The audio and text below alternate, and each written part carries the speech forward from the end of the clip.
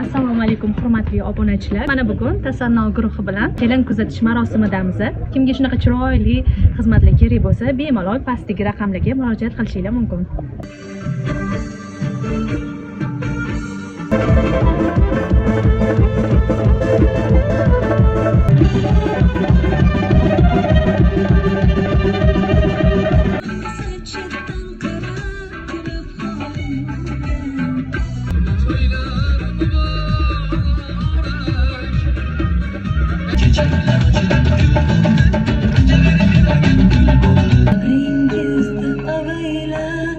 Voyaga yetkazdingiz, oftob tushsa boshimga, soyaga yetkazdingiz.